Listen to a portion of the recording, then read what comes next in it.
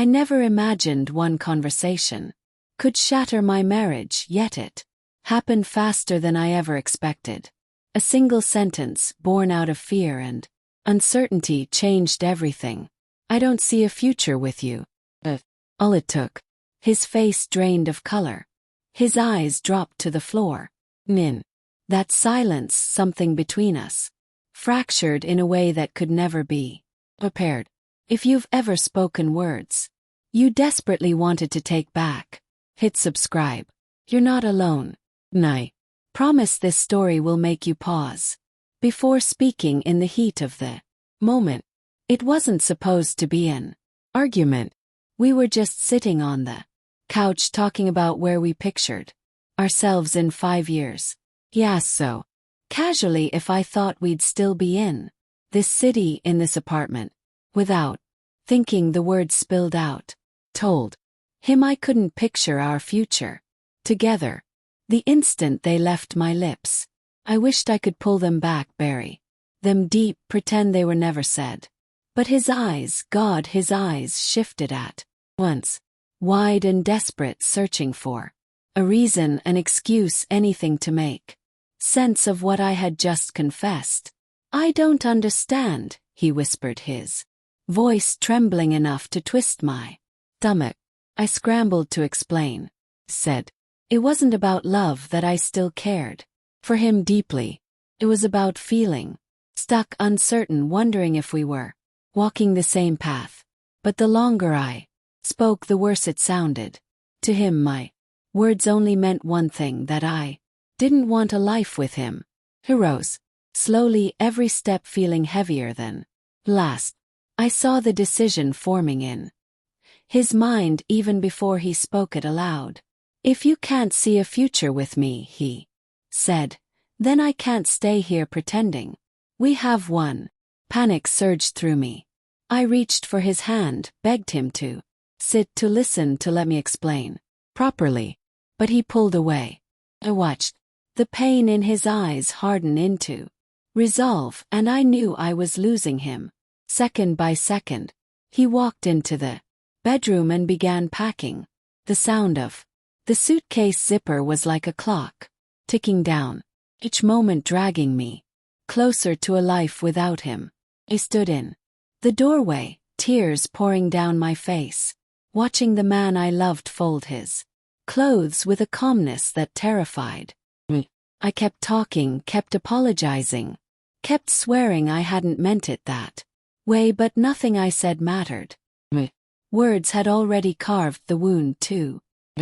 When he finished, he zipped the bag, threw it over his shoulder, and walked past me without a word.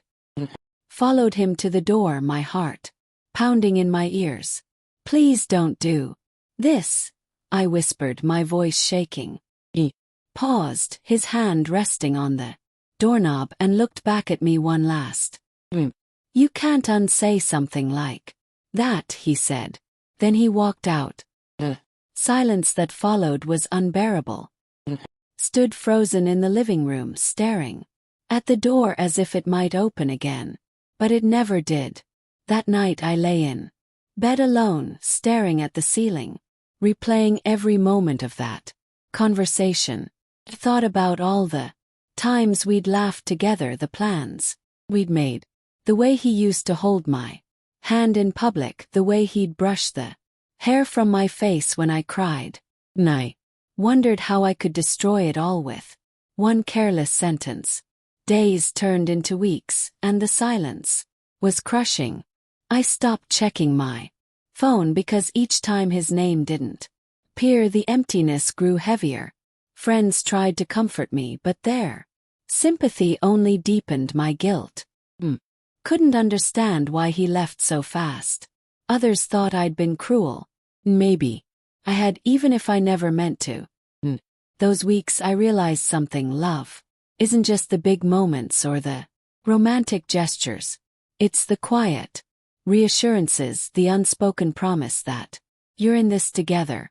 And the second I said I couldn't see a future with him, I broke that promise.